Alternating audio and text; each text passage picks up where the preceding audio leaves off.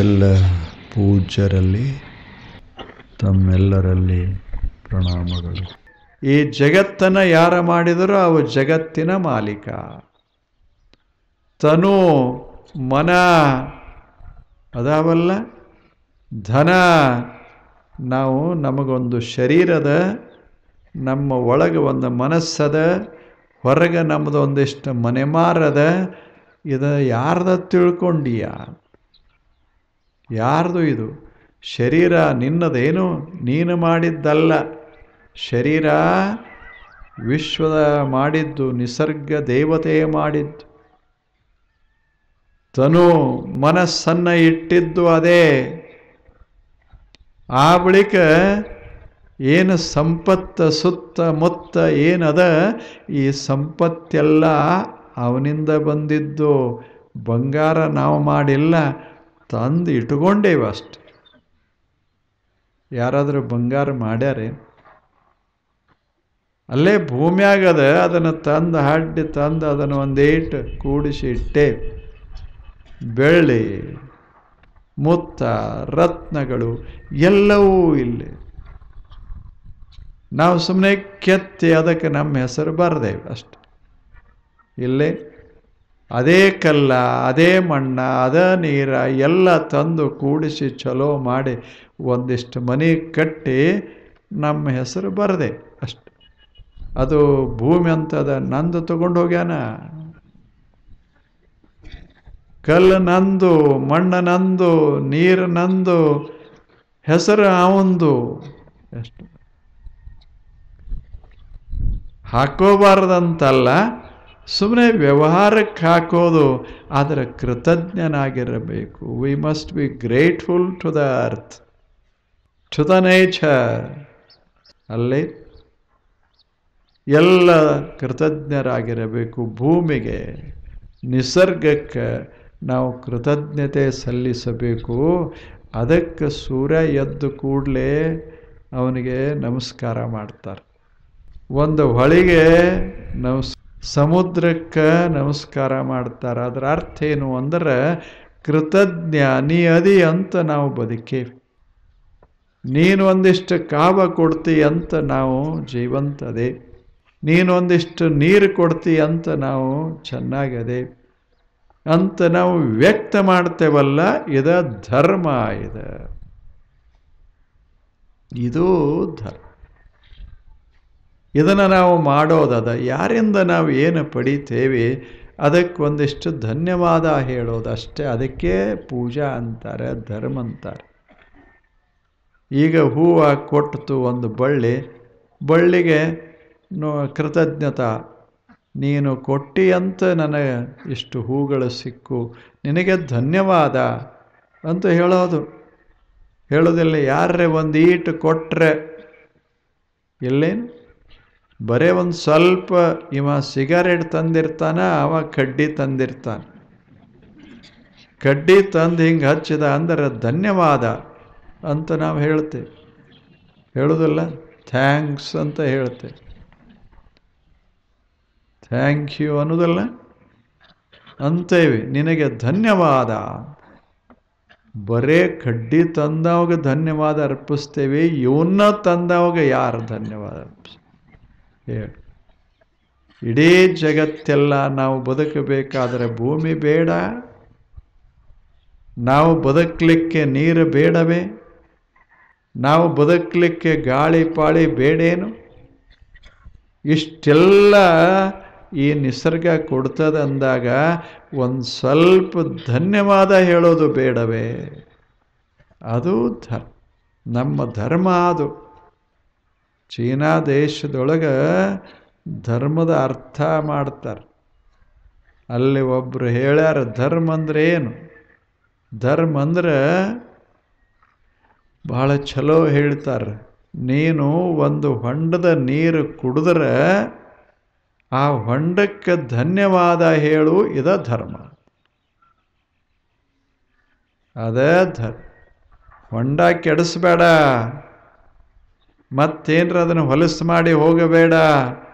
4 ಮಂದಿಗೆ ಹೇಳು, ಏನು ಹೊಂಡ, ಎಷ್ಟು ಚಲೋ ನೀರದಾವ, ಅಂತ ನಾನು ಕುಡಿದು ಭಾಳ ಸಂತೋಷಪಟ್ಟೆ ಅಂತಿಷ್ಟು ಹೇಳು. ಇದು ನಿನ್ನ ಧರ್ಮ, ಇದು ನಿನ್ನ ಧರ್ಮ. ಯಾರೇ ಮಾಡಿ ಒಂದು ಸ್ವಲ್ಪ ನಮಗೆ ಯಾರಾದರೂ ಸಹಾಯ ಮಾಡಿದರೆ ಅವರಿಗೆ ಧನ್ಯವಾದ ಹೇಳು, ಕೃತಜ್ಞತಾ ವ್ಯಕ್ತ ಮಾಡೋದು, ಇದು ಧರ್ಮ. ಇಲ್ಲೇನು ಎಲ್ಲ ನಾವೇ ಮಾಡ್ತೇವೇನು? ಎಲ್ಲ ನಮ್ಮದೇ ಅದ ಏನು? ಭಾಳ ಆಶ್ಚರ್ಯದ. ಎಲ್ಲರೂ ಮಾಡ್ತಾರಂತ ನಾವು ಬದುಕ್ತೇವೆ. ಎಲ್ಲರೂ ಮಾಡ್ತಾರೆ, ಸ್ವಲ್ಪ ಇಲ್ಲಿ ಕೆಲಸ ಮಾಡ್ಕೋತದಾರ. ಈಗ ನಾವೆಲ್ಲ ಇಲ್ಲಿ ಕೂತೇವಿ, ಯಾರೋ ಕಸ ಹೊಡೆದಾರ. ಅವರು ಹೊಡೆಯದೇ ಇದ್ದರೆ ಕೂಡಕ್ಕಾಗ್ತದೇನಿಲ್ಲ ಹೇಳಿ? ಯಾರೋ ಒಂದಿಷ್ಟು ನೀರ ಇಲ್ಲೆಲ್ಲ ಹರಿವಿ ಹೋಗ್ಯಾರ, ಒಂದು ಸ್ವಲ್ಪ ಇದೆಲ್ಲ ಚಲೋ ವ್ಯವಸ್ಥೆ ಮಾಡ್ಯಾರ, ಮಾಡಿಲ್ಲ? ಹಾಸ್ಯಾರ, ಮಾಡ್ಯಾರ, ಹೂ ತಂದಿಟ್ಟಾರ, ಎಲ್ಲ ಮಾಡ್ಯಾರ, ಯಾರ ಹೆಸರಲ್ಲಿಲ್ಲ. ಆದರೆ ಎಷ್ಟು ಪ್ರೇಮದಿಂದ ಮಾಡ್ಯಾರ. ಅಷ್ಟು ನಶಿಕಿನಾಗ ಎದ್ದು ಹೂಗಳನ್ನೆಲ್ಲ ಜೋಡಿಸಿ ಅದನ್ನು ಹೆಣೆದು ಮಾಡಿ ಇಲ್ಲಿ ತಂದಿಡಬೇಕಾದ್ರೆ ಎಷ್ಟು ಪ್ರಯತ್ನ ಮಾಡಿರ್ತಾರೆ. ಏನು ತಾವೇ ಬಂದಿರ್ತಾವೆ ನಾವು? ಇಲ್ಲ. ಇಷ್ಟೆಲ್ಲ ಮಾಡ್ಯಾರಲ್ಲ. ಈ ಹೂ ನೋಡುವಾಗ ಯಾರೇ ಮಾಡಿರಲಿ ಅವರನ್ನು ನೆನೆಸಿಕೊಳ್ಳೋದಲ್ಲ, ಅದು ಧರ್ಮ. ಯಾರು ಇಟ್ಟಾರ ಅವರಿಗೆ ಧನ್ಯವಾದ. ಆಗ ಇಷ್ಟೆಲ್ಲ ನಡೀತಾರೆ. ಈಗ ಬಟ್ಟೆ ಬರೇ ನಾವು ಮಾಡ್ತೇವೇನು? ಯಾರೋ ಮಾಡ್ತಾರೆ, ಅಲ್ಲಿ ಮಾಡೋರು ಸಾವಿರಗಟ್ಟಲೆ ಜನ. ನಾವು ಬಳಸುವ ಪ್ರತಿಯೊಂದು ವಸ್ತು ನಾವೇ ಮಾಡಿಕೊಂಡೇವೇನು? ಏನಿಲ್ಲ, ಯಾರ್ಯಾರೋ ಮಾಡ್ತಾರೆ, ಎಲ್ಲೆಲ್ಲೋ ಮಾಡ್ತಾರೆ. ಇಡೀ ಜಗತ್ತಿನಲ್ಲೆಲ್ಲ ಕೆಲಸ ನಡೆದದ. ಆ ಕೆಲಸದ ಪರಿಣಾಮವಾಗಿ ನಮಗೆ ವಸ್ತುಗಳು ದೊರೀತಾ ಇದ್ದಾವೆ. ಅವುಗಳನ್ನು ಬಳಸಿಕೊಂಡು ನಾವು ಬದುಕ್ತಾ ಇದ್ದೇವೆ. ಹೀಗೆ ಬದುಕುವಾಗ ಕೆಲಸ ಮಾಡಿದವರಿಗೆಲ್ಲ ಕೃತಜ್ಞತಾ ಸಲ್ಲಿಸೋದಲ್ಲ, ಅದಕ್ಕೆ ಧರ್ಮ ಅಂತ ಕರೆದರು. ಇದು ಚೈನಾ ದೇಶದಲ್ಲಿ ಹಂಗಂತ. ಅದು ಧರ್ಮ. ಯಾರಿಂದ ಎಷ್ಟೇ ಸಣ್ಣ ವಸ್ತುನೇ ನಾವು ಸಹಾಯ ತಗೊಂಡ್ರು ನಾವು ಧನ್ಯವಾದ. ಎಷ್ಟು ಚಲೋ ಅದ ಧರ್ಮ ಅಂದರೆ, ಎಷ್ಟು ಸರಳ ಧರ್ಮ ಇದು. ಪೂಜಾ ಅಂದರೆ ಏನು ಮಾಡ್ತೀವಿ ನಿಮಗೆ ಗೊತ್ತದಲ್ಲ? ಪೂಜಾ ಅಂದ್ರೆ ಏನು? ಪೂಜಾ ಅಂದರೆ ಕೊಡೋದು, ನೀರು ಕೊಡೋದು ಅನ್ನೋದಲ್ಲ. ಸಮರ್ಪಯಾಮಿ ಅಂತೇವೆ. ಜಲಂ ಸಮರ್ಪಯಾಮಿ, ಪುಷ್ಪಂ ಸಮರ್ಪಯಾಮಿ ಅನ್ನೋದಲ್ಲ. ಸಮರ್ಪಿಸುತ್ತೇನೆ. ಸಮರ್ಪಣ ಅಂದರೆ ಕೊಡೋದು, ನೀರು ಹಾಕೋದು ಪೂಜೆ, ಹೂವು ಏರಿಸೋದು ಪೂಜೆ. ದೇವನೇ, ಇದು ನಿನ್ನ ಹೂವು, ನಿನ್ನ ತೋಟದಲ್ಲಿ ನೀ ಬೆಳೆದದ್ದು, ನನಗೆ ಸಂತೋಷ ಆಗ್ಯದ. ಈ ಹೂವು ಒಂದೆರಡು ನಿನ್ನ ಅಡಿಗೆ ಇಡ್ತೇನೆ. ಇದು ಧನ್ಯವಾದ ವ್ಯಕ್ತ ಮಾಡುವ ರೀತಿ ಇದೆ. ಅದಕ್ಕೆ ಪೂಜಿಸು ನಮ್ಮ ಕೂಡಲ ಸಂಗಮ ದೇವ ಮರೆಯದೆ ಅದನ್ನು ಹೇಳಿ. ಹಾಗೆ ನಾವು ಕರ್ಮಗಳನ್ನು ಮಾಡೋದು. ಇನ್ನು ಇಂಥ ಜಗತ್ತೆಲ್ಲ ಕರ್ಮ ಮಾಡ್ತದೆ, ಸುಂದರ ಕಾರ್ಯಗಳನ್ನು ಮಾಡ್ತದೆ. ದೇವ ಕಾರ್ಯ ಮಾಡುವ ಕರ್ತ, ಮಹಾಕರ್ತ, ಸಾಮಾನ್ಯ ಕರ್ತ ಅಲ್ಲ. ಇಂಥ ಮಹಾನ್ ಕರ್ತ ಅದಾನಲ್ಲ, ಆತನ ಭಾವ ನಮ್ಮ ಮನಸ್ಸಿನಲ್ಲಿ ಮೂಡಬೇಕಾಗಿತ್ತು ಅಂದರೆ ನಾವು ಒಂದಿಷ್ಟು ಚಲೋ ಕೆಲಸ ಮಾಡಬೇಕು. ನಾವು ಮಾಡೋದು. ದೇವ ಹೇಗೆ ಮಾಡ್ತಾ ಇದ್ದಾನ, ನಿಸರ್ಗ ಹೇಗೆ ಮಾಡ್ತಾ ಅದ, ನಾವು ಸ್ವಲ್ಪ ಚಲೋ we have to do good works. ಇಲ್ಲೇ ಚಲೋ ಕೆಲಸ ಮಾಡೋದು. ದೇವರು ಒಂದಿಷ್ಟು ಬೀಜ ಕೊಟ್ಟಾನೆ, ನಾವು ಅದನ್ನು ಒಂದು ಏಟು ನೆಲದಾಗಿಟ್ಟು 2 ಹನಿ ನೀರು ಹಾಕೋದು, ಇದು ನಮ್ಮ ಕೆಲಸ. ಬೀಜ ತಯಾರ ಮಾಡೋದಲ್ಲ, ಅದು ನಿಸರ್ಗ ಮಾಡ್ತದೆ. ಮಣ್ಣು ತಯಾರ ಮಾಡೋದಲ್ಲ, ಮಣ್ಣದ ಅಲ್ಲಿ. ನೀರು ತಯಾರ ಮಾಡೋದಲ್ಲ, ನೀರದ. ನಾವು ಆಚೆ ಕಡೆ ನೀರು ತಂದು ಇದಕ್ಕೆ ಒಂದು ತಂಬಿಗೆ ಹಾಕೋದು, ಇದು ಕಾರ್ಯ. ನಾಶ ಮಾಡೋದಲ್ಲ, ನಾಶ ಮಾಡೋದಲ್ಲ. ಎಷ್ಟು ಕಷ್ಟಪಟ್ಟು ಒಂದು ತಯಾರಾಗಿರ್ತದೆ, ಅದನ್ನು ಕಿತ್ತು ಯಾಕೆ ಎಷ್ಟೊತ್ತಾಗ್ತದೆ? ಇಲ್ಲೇನು ಈಗ ಎಂಥೆಂಥ ಮಹಾ ಅರಣ್ಯಗಳು. ಬ್ರೆಜಿಲ್ ಅಂತಿರಲ್ಲ, ಬಹಳ ಅಮೆಜಾನ್ ಅಂತದ, ಅಲ್ಲಿ ಬಹಳ ಅದ್ಭುತವಾದ ಅರಣ್ಯದ, ಕೋಟ್ಯಂತರ ವರ್ಷಗಳ ಅರಣ್ಯ. ಇಲ್ಲಿವರೆಗೆ ದಟ್ಟಾಗಿತ್ತು. ಈಗೇನು ಶಸ್ತ್ರಗಳು ಬಂದುವೋ, ಹಿಂಗೆ 1 ಸೆಕೆಂದಿನಾಗ ಒಂದು ಗಿಡ ಉಳ್ತದ. 1 ಸೆಕೆಂದಿನಾಗ ಬೆಳೆಸೋಕ್ಕಾಗ್ತದೇನು ಒಂದು ಗಿಡ? 1 ಸೆಕೆಂದಿನಲ್ಲಿ ಇಂಥ ಅದ್ಭುತವಾದ ವೃಕ್ಷವನ್ನು ನಿರ್ಮಿಸಲಿಕ್ಕಾಗ್ತದೆ? ಸ್ವಲ್ಪ ಯೋಚಿಸು ಮನುಷ್ಯನೇ. ಚಲೋ ಕೆಲಸ ಮಾಡು, ಅದು ದೇವನಿಗೆ ಪ್ರಿಯ. ಒಂದು ಸಲ ಒಬ್ಬ ತಪಸ್ಸಿಗೆ ಕುಂತ. ತಪಸ್ಸು, ಅನ್ನ ಬಿಟ್ಟ, ಬರೇ ನೀರಿನ ಮೇಲೆ ಕೂತ. ಅವಾಗ ಏನಾಗಿತ್ತಂದ್ರೆ, ಊರಾಗ ನನಗಿಂತಲೂ ಯಾರೂ ಸಿರಿವಂತರು ಇರಬಾರ್ದು, ನಾನೇ ಸಿರಿವಂತಿರ್ಬೇಕು. ಮತ್ತು ಸಿರಿವಂತರು ಹೆಂಗಿರ್ತಾರೆ? ಕೆಲಸ ಮಾಡಿದ್ರೆ ಅವ ಸಿರಿವಂತ ಅಲ್ಲ, ಆರಾಮಿರ. ನಾವೇನು ರಗಡದ ಕುಂತು ತಿಂತೇವಿ ಅಂತ ಅನ್ನಂಗಿರ್ಬೇಕು ಅಂತ ಅವನದು ತಲೆಯಾಗ. ಈ ಊರಾಗ ನನ್ನಷ್ಟು ಸಿರಿವಂತರೇ ಇರಬಾರ್ದು, ಮತ್ತು ನಾನು ಏನೂ ಕೆಲಸ ಮಾಡದೆ ಸಂಪತ್ತ ತುಂಬಿ ನಿಲ್ಲಬೇಕು ಮನ್ಯಾಗ ಅಂತ ತಲೆ ಹಾಕ್ಕೊಂಡ. ಮತ್ತು ಅವನ ಮನೆ ಹೆಂಗದ? ಝೋಪಡಿ, ಗುಡಿಸಲ. ಕನಸ ಎಂಥದು? ಅವಾಗ ಒಂದು ಕಡೆ ಕೂತ ಘನಘೋರ ತಪಸ್ಸನ್ನು ಆಚರಿಸಿದ. ಘನಘೋರ ಅಂದ್ರೇನು? ಊಟ ಬಿಡೋದು ಅಷ್ಟೆ. ಬಿಸಿಲಾಕೊಂಡ್ರೋದು, ಊಟ ಬಿಡೋದು. ಪಾಪ ದೇವರಿಗೆ, ಪಾಪಿ ಹುಡುಗ ಹಿಂಗೆ ಕೂತಾನ, ಏನು ಬೇಕಾಗ್ಯದ ಕೇಳೋಣ ಅಂತ ಬಂದ. ಆವಾಗ ಏನು ಬೇಕಪ್ಪ ನಿನಗೆ? 2 ದಿವಸ ಕುಂತಿಯಲ್ಲ, ಏನು ಬೇಕು ಅಂತ ಕೇಳ್ದ. ಅವಾಗ ಅವ ಹೇಳ್ದ, ನಾನು ಶ್ರೀಮಂತ ಆಗಬೇಕು, ಭಾಳ ದೊಡ್ಡ ಶ್ರೀಮಂತ ಆಗಬೇಕು. ಅವಾಗ ದೇವ್ರು ಹೇಳ್ದ, ಹಂಗಾದ್ರೆ ಕೆಲಸ ಮಾಡಪ್ಪ ಅಂದ. ಕೆಲಸ ಮಾಡು, ಸಂಪತ್ತನ್ನು ಗಳಿಸು, ನೀನು ಶ್ರೀಮಂತ ಆಗ್ತಿ. ಅಷ್ಟಕ್ಕಾಗಿ ಯಾಕೆ ಉಪವಾಸ ಕುಂತಿ? ಹೇಳು ಅಂದ. ಅವ ಹೇಳ್ದ, ತಪಸ್ಸ ಮಾಡಿದ್ದೆ ಅದಕ್ಕೆ, ಈ ಉಪದೇಶ ಕೇಳಕ್ಕೇನು? ಕೆಲಸ ಮಾಡ್ಕೋತಿದ್ರೆ ಸಂಪತ್ತು ಬರ್ತದೆ, ನನಗೇನು ಗೊತ್ತಿಲ್ಲೇನು? ಅದು ಮಾಡಬಾರ್ದು, ಬರಬೇಕು. ಅವಾಗ ದೇವ್ರು ಹೇಳ್ದ, ಅದು ನನಗೆ ಸಾಧ್ಯ ಇಲ್ಲ, ನಿನಗೇನು? ನನಗೆ ಕೆಲಸ ಇಷ್ಟ ಆಗ್ಯದಲ್ಲ, ಹಗಲ ರಾತ್ರಿ ನಾನು ದುಡಿತಾ ಇದ್ದೇನೆ, ಅವಾಗ ಜಗತ್ತು ನಡೆದದ. ನೀನು ಹಂಗೆ ಅಂದ್ರೆ ಹೆಂಗೋ ಅಂತ. ಅವಾಗ ಅವ ಹೇಳ್ದ, ನಿನಗೆ ಆಗುವುದಿಲ್ಲ ಅಂತ ಹೇಳು, ಮತ್ತೊಬ್ರದ್ದು ನಾವು ತಪಸ್ಸ ಮಾಡ್ತೇವಿ ಅಂತ. ಅವ ಒಂದು ಬಿಟ್ಟು ಬೇರೆ ದೇವ್ರ ಇದು ಮಾಡಿದ. ಮಾಡಿ ಲಕ್ಷ್ಮೀ ಬಂದ್ಲು. ಆ ಬಳಿಕ ನನಗೆ ಸಂಪತ್ತ ಕೊಡು ಅಂದ.